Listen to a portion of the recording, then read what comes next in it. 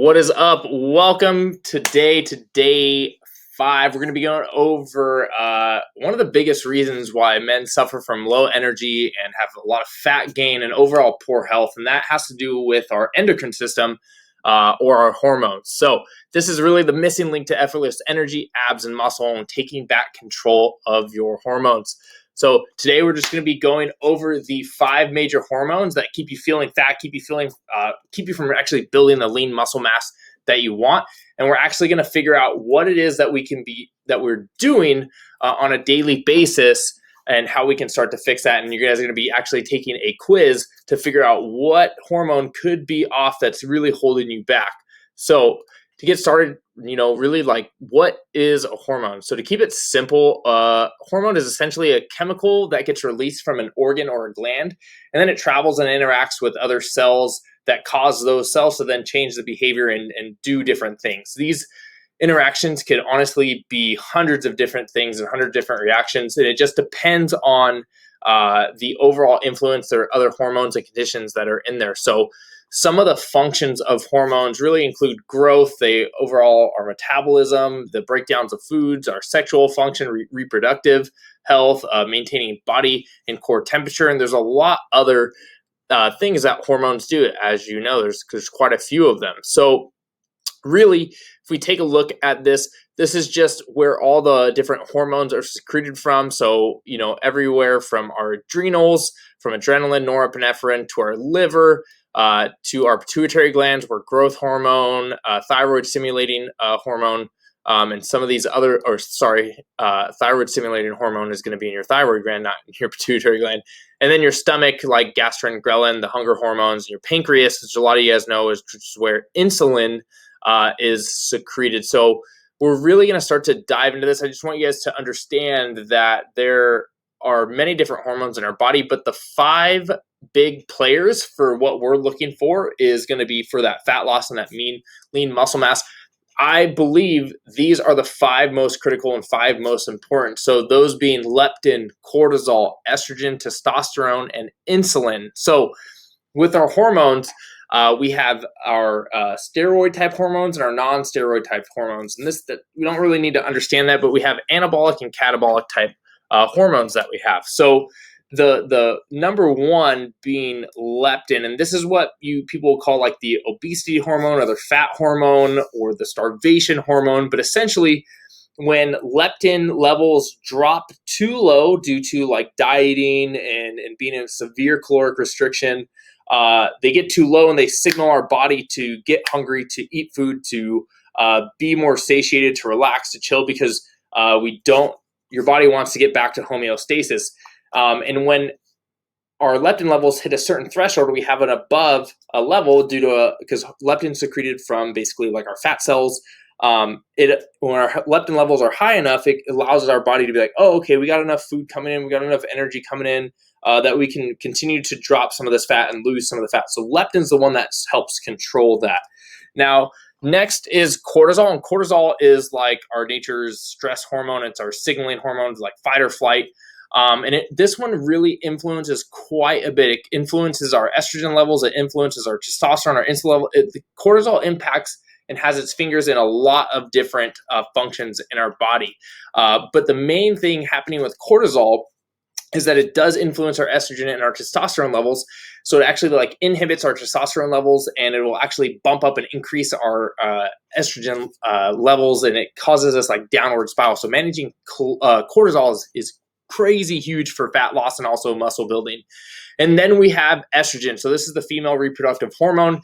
If we have an imbalance of estrogen, this is or we have too much estrogen, or we have very, very little testosterone. If the estrogen to testosterone ratio is out of whack and we have too much estrogen, that's where you get some development of fat around the more womanly areas, such as like the chest, the hips, and things like that. This is the estrogen. If we have too high of estrogen due to what we're eating and how we're practicing and the things that we're doing in our lifestyle, this can really be one that we can take care of quickly with some simple changes in our diet and changes in our lifestyle to get that back down. And then testosterone, many of you guys know what this is involved in. This is a lot of lean muscle growth. This is what gives guys that drive, that energy. And it's pretty crazy to think that testosterone also influences our mindset and our mental clarity and things. So this is very critical as a male to be able to have optimal testosterone ratios and free testosterone to bound testosterone. So people don't always know that it's not just about the testosterone level that you get tested, but it's the amount of free testosterone that is floating through your body that you can then utilize. And there's some things and some foods that we can eat that can help unbind that testosterone to make it more available for us. And then lastly is insulin. And insulin is the most anabolic hormone that we have. When insulin is secreted, it basically pulls everything into your cells and it stimulates growth and repair. So insulin is huge, and we can start to time this stuff out to really get the maximum benefit for that. So these are the 5 that we should really, really pay attention to when we're talking about our fitness and our health and overall appearance with what we're with our goals. So really, what are you doing to mess up your hormones? Now, with lifestyle and habits, that is going to be, your sleep. How much stress do you have constantly from either your relationships or in your day-to-day at your job? That has to do a lot with the amount of stress, chronic stress or acute. Are you getting sunlight? Are you smoking? Are you drinking? These are the lifestyle factors that can really start to play a huge impact negatively, if you're doing all those, on your cortisol levels, your testosterone levels, growth hormone. All those will really start to be impacted by that. Now, nutrition gets its own category because it's so freaking important to your overall gut health and hormone health. So are you eating things like high sugar foods like donuts and processed foods that you can microwave or packaged?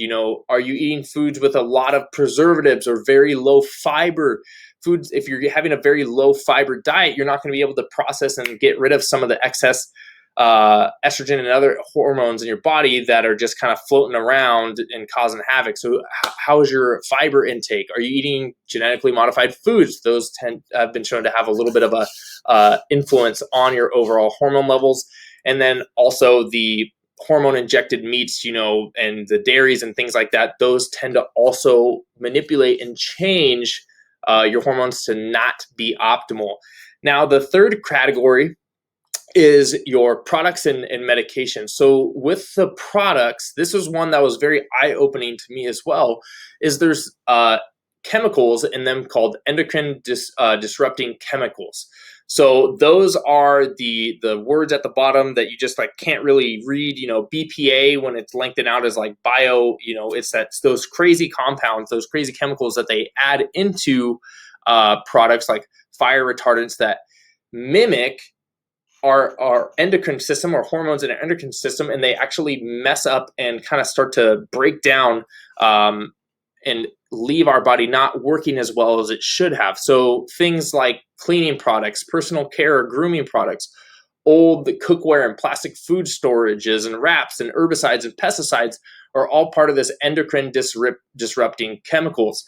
Now, this also there's also things that are mimicking hormones. So if you're eating a lot of processed foods, which is why nutrition is important, is there's xenoestrogens or estrogen mimicking type chemicals that have now been added to our food source, which I don't know why they have them in there, but what it does is it mimics estrogen, and it's 700 times as potent. So you're eating something that's basically putting estrogen in your body and then multiplying it times 700. So you can see how you can get out of whack over the long haul when you're consistently having a poor quality diet and using different products with it. And then obviously medications, depending upon what they are going to influence you overall as well.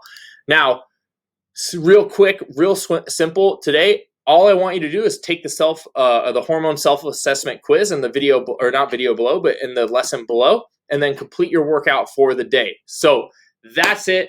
Really just wanted to give an overview of these hormones and start to get a picture of what's going on with your hormones and which ones can be a little off balance. So take the quiz below, and I'll see you guys in the next video.